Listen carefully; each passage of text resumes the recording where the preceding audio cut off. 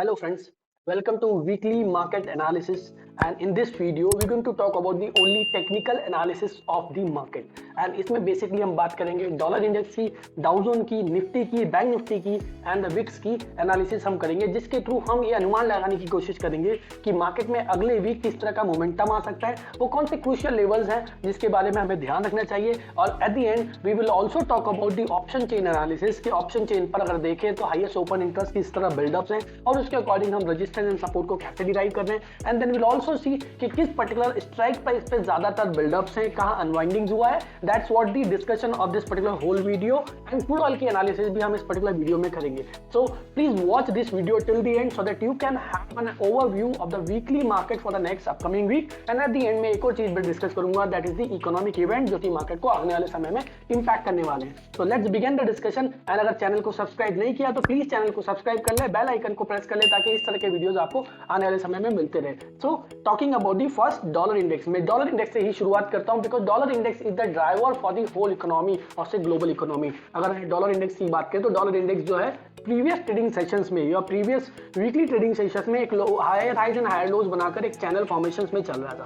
तो यहाँ पर आप देख सकते हैं कि डॉलर इंडेक्स में एक चैनल का ब्रेकआउट आया है। This was the higher highs and higher lows formations, जहां पर डॉलर इंडेक्स में एक ब्रेकआउट आया। ब्रेकआउट क्यों आया? बिकॉज समवेयर जो इंटरेस्ट रेट्स को लेकर जो ये अजम्पशंस लगे हुए थे कि इंटरेस्ट रेट बहुत एग्रेसिवली इंक्रीज होंगे, but then after the events of the we can say the Silicon Valley bank and the first republic bank, यहाँ पे थोड़ा सा इज डाउन होता नजर आया है फेडरल बैंक अपने आउटलुक को लेकर। तो इंटरेस्ट रेट जो है 50 बेसिस पॉइंट से जो बढ़ना थे वो माइट बी पॉसिबल हो 25 बेसिस पॉइंट से बढ़े। और इस सिचुएशन में डॉलर इंडेक्स हमेशा एक पर्टिकुलरली डाउनसाइड रैली देखने को मिलेगा बिकॉज यहाँ पे डॉलर इंडेक्स अंडर प्रेशर रह सकता है इन अपकमिंग डेज। अब टेक्निकल चार्ट पे देखें तो डॉलर इंडेक्स में 103.40 का सपोर्ट है। अगर इसके नीचे ब्रेकआउट आता है डॉलर इंडेक्स में तो नेक्स्ट जो सपोर्ट ये देखने को मिल रहा है 101 पे हमें अगला सपोर्ट देखने को मिल सकता है। और 101 पे सपोर्ट लेकर मार्केट माइट बी पॉसिबल थोड़ा साइडवेज हो। और हायर लेवल पे देखें तो 106 का एक रेजिस्टेंस है, 105 पर हमें एक रेजिस्टेंस देखने को मिल रहा है। So this is point I assume कि मार्केट थोड़ा सा डॉलर इंडेक्स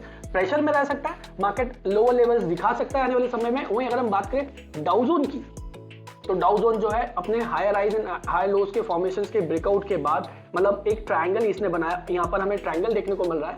इस ट्रायंगल के ब्रेकआउट के बाद इस ट्रायंगल का यहाँ पे डाउ जोन ने टारगेट अचीव किया है, जहाँ पर ट्रायंगल के ब्रेकआउट के बाद डाउ जोन ने एक रिटेस्ट दिखाया and then it fall till the support of this particular trend line. अब ये जो ट्रेंड लाइन है, ये ट्रेंड लाइन यहाँ पर डॉलर ये डाउ जोन को सपोर्ट देने का काम करेगी। अगर हम इसके थोड़ा सा डिटेल में समझे तो इस पर्टिकुलर जोन में हमें थोड़ा सा सपोर्ट एरियाज और हैमर्स और सम पॉजिटिव कैंडल्स हमें देखने को मिल रही है। अब रेजिस्टेंस एरिया कौन सा है? रेजिस्टेंस देखें तो हमें यहाँ पर 32,500 का एक रेजिस्टेंस एरिया दिख रहा है। अगर इसके ऊपर मार्केट निकलता है तो माइट बी पॉसिबल जो है नेक्स्ट रेजिस्टेंस एरिया है 33,800 के आसपास मार्केट देख सकता है। बट लोअर लेवल पे देखें तो 31,500 का एक असम्पशन था मेरा प्रीवियस वीडियो में मैंने डिस्कस किया था। So that took support from the same level and market अगर नहीं ऊपर नहीं भी जाता तो यहाँ पे थोड़ा साइडवेज हमें ट्रेडिंग सेशंस आने वाले समय में देखने को मिल सकता है। सो डॉलर इंडेक्स में डाउ जोन में अगर देखें तो हाई लेवल पर रेजिस्टेंस है 32,500 एंड लो लेवल पर सपोर्ट आ रहे हैं 31,500। एंड मेजरली जो इवेंट्स है,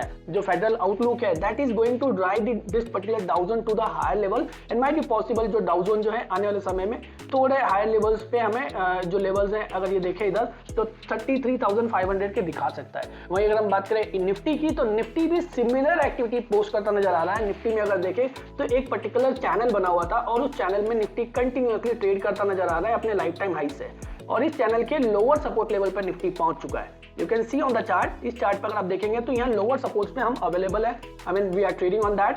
अगर हम इसमें डिटेल में जाएंगे तो इन लोअर लेवल्स पे हमें हैमर और से दोजी कैंडल्स देखने को मिल रहा है जिसमें लॉन्गर लोअर शेडो है। लॉन्गर लोअर शेडो का मतलब कि मार्केट थोड़ा सा पॉजिटिवली रिएक्ट कर रहा है। एक डाइवर्जन हमें आरएसआई में देखने को मिल रहा है बिकॉज यहाँ पर जो मार्केट जो है अपने सपोर्ट एरिया में है। सपोर्ट है 850 एंड हाई लेवल पे जो रेजिस्टेंस जोन आ रहा है वो 17,250 के आसपास का आ रहा है। इसके ऊपर अगर निफ्टी निकलता है तो माइट बी पॉसिबल हम लोग यहाँ से लेकर ये है कि 17,400 एंड 450 के आसपास के लेवल हम देख सकते हैं in upcoming days. But I assume के मार्केट हो सकता है यहाँ पर एक कंसोलिडेशन फेज ले and the after weekly trading session हमें नेक्स्ट वीक में हमें ब्रेकआउट देखने को मिले।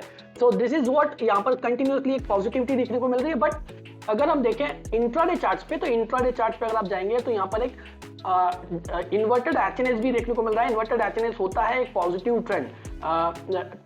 ट्रेंड रिवर्सल पॉइंट है, like we can C.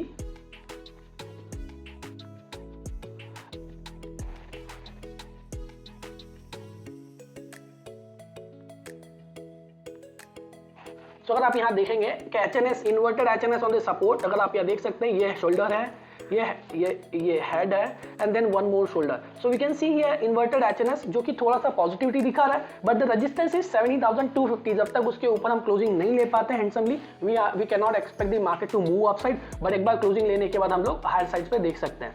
But अगर लोअर लेवल्स पे देखें तो 16,800 के सपोर्ट देखने को मिल रहा है। सो आई अज्यूम के मार्केट थोड़ा साइडवेज हो एंड साइडवेज के बाद हमें एक ब्रेकआउट हमें देखने को मिले। वहीं बैंक निफ्टी के चार्ट पे देखें तो बैंक निफ्टी भी सिमिलर एक्टिविटीज पोस्ट करता नजर आ रहा है, जैसा कि निफ्टी में एक lower highs and lower lows का फॉर्मेशंस के बॉटम पर है। सिमिलरली बैंक निफ्टी भी यहाँ पर हैमर, दो कैंडल बनाया हुआ है, एक you can say long leg doji and one is hammer. These two candlestick pattern indicate the market to move upside, मतलब यहाँ से हमें ये रैली थोड़ा अपसाइड देखने को मिल सकता है। सो यहाँ इस जोन में मार्केट हो सकता है थोड़ा रेजिस्ट करे, बट उसको वहां तक जाने के लिए सबसे पहले जो हर्डल है वो 39,900 के आसपास का है। लोअर साइड पे अगर सपोर्ट की बात करें तो सपोर्ट यहाँ पर 38,600 आ रहा है।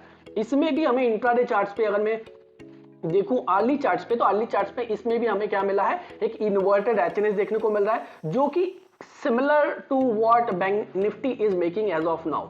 और अगर हम देखें यहाँ पर तो ये आप देख सकते हैं यहाँ पर भी हमें एक इन्वर्टेड एचएनएस मिला है। सो दिस वे मार्केट यहाँ साइडवेज एक्सपेक्टेड है and then market can move up side. So ये पर्टिकुलरली अगेन व्यू मिल रहा है for the next 2 to 3 days market थोड़ा साइडवेज हो सकता है एंड लोअर लेवल्स पे सपोर्ट अगर देखें तो 38,800 एंड 38,500 हमें देखने को मिल रहा है। इंडियन विक्स में जो कि उछाल देखा गया था रिसेंट में देखें तो अगर हम 12.44 के लो 12.44 के आसपास से इंडियन विक्स में एक उछाल कंटिन्यूसली देखा गया और लगभग इंडिया जो विक्स है उसने 17.35 का हाई बनाया, but now it is again getting correct. India VIX का नीचे आना एक इंडिकेशन होता है कि मार्केट में रिसेंट एरिया में अगर मैं यहाँ देखें तो जैसे जैसे निफ्टी थोड़ा सा हायर लेवल पे कंसोलिडेट होगा positively, India VIX might be possible थोड़ा करेक्ट होना स्टार्ट करे।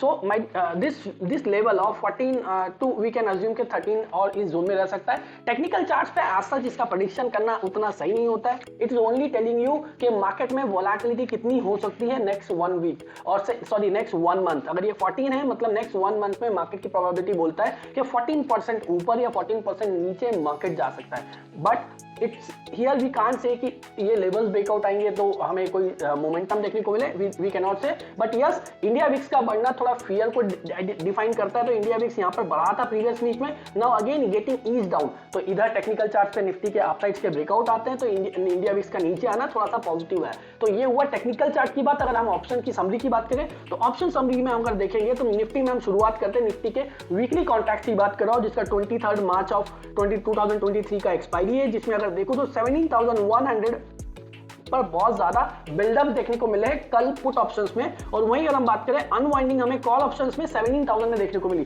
मतलब जो रेंज है इट वाज अज्यूम अर्लियर के 17,000 से लेकर 16,800 के बीच में रह सकता था market, but now this particular range is bit changing. और हम देख सकते हैं यहाँ पर 17,100 पर हमें पुट राइटिंग देखने को मिला है। और अगर बात करें 17,000 के कॉल ऑप्शंस में हमें शॉर्ट कवरिंग देखने को मिला है। मतलब यहाँ पर जो अगर देखें कॉल राइटिंग अगर है तो वो लगभग यहाँ पर 17,200 पर देखने को मिला, जो कि पहले 17,000 के आसपास था। सो बेसिकली हम राइटर्स की नजर से ऑप्शंस देखते हैं तभी हम राइट एनालिसिस लगा सकते हैं, बिकॉज ऑप्शंस में जो बिग प्लेयर होते हैं उनको ज्यादा जानकारी होती है और उनके अकॉर्डिंग ही मार्केट में मोमेंटम हम अज्यूम करते हैं। एंड देन ये जो बिग प्लेयर है ये मेजरली शॉर्ट पोजीशंस में ही रहते हैं। सो यहाँ पर जो भी नंबर्स बढ़ते नजर आ रहे हैं, मैं अज्यूम कर रहा हूँ कि यहाँ पर 17,200 का रेजिस्टेंस है। मतलब जो राइटर सबसे ज्यादा 17,200 पर है, लगभग 26,20,000 के आसपास के राइटर बिल्डअप हुए हैं। So this is what saying के मार्केट में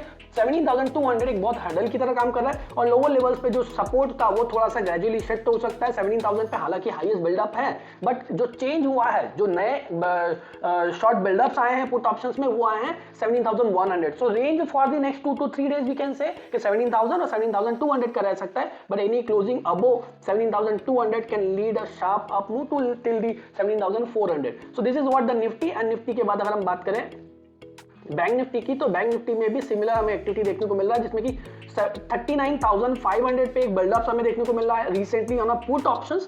इससे हियर यू कैन सी यहाँ पर 39,000 पे सबसे ज्यादा बिल्डअप्स है। सेकंड हाईएस्ट जो 39,500 है for as of now on a put option. मतलब these levels 39,000 could act as a support for the bank Nifty.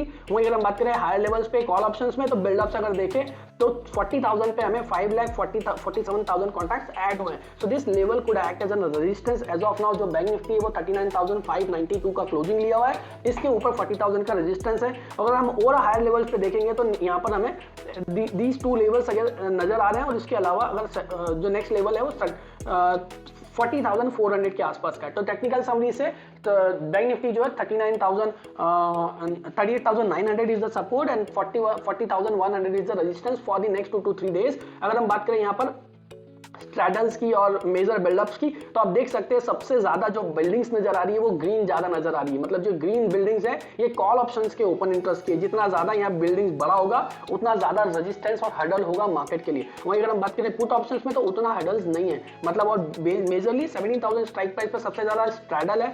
Straddle मतलब सेम स्ट्राइक प्राइस पे कॉल एंड पुट ऑप्शंस में ज्यादा बिल्डअप्स है। ये लेवल अगर ब्रेक होता है तो यहाँ पे फ्री फॉल एक्सपेक्टेड है। ऑन हायर साइड अगर हम देखें तो हर लेवल्स पे 17,200, 17,400 एंड 500 के आसपास हमें रेजिस्टेंस जोन देखने को मिल रहा है। मतलब मार्केट एचएनएस तो बना रहा है, बट ये जो एचएनएस है अगर ऊपर जाता भी है तो हमें 17,400 तक के ही टारगेट देखने को मिल रहा है। और निफ्टी अगर हम बैंक निफ्टी में अगर देखें तो बैंक निफ्टी में भी सिमिलर एक्टिविटीज देखने को मिल रही है। तो देखेंगे कि बैंक निफ्टी थोड़ा सा 39,000 अगर जो अभी एटीएम 39,500 पर एक स्ट्रैडल तो है, बट 39,000 पे ज्यादा जो है पुट ऑप्शंस राइटिंग देखने को मिल रही है और कॉल ऑप्शंस राइटिंग हमें 40,500 पर है। सो उतना आई मीन वी कैन से कि ये एक दिन का डेटा है वीकली, तो और ज्यादा डिटेल चाहिए तो हमें मंडे तक का इंतजार करना पड़ेगा फॉर दैट। बट निफ्टी का थोड़ा व्यू नजर आ रहा है from the data and but bank Nifty में थोड़ा स्कैटर्ड है। मंडे के बाद हमें थोड़ा पता चलेगा। वहीं अगर हम क्रूड ऑयल की बात करते हैं तो क्रूड ऑयल में हमें लगातार प्रेशर देखने को मिला है। क्रूड ऑयल ने एक सिमेट्रिकल ट्रायंगल का ब्रेकआउट दिया है। सी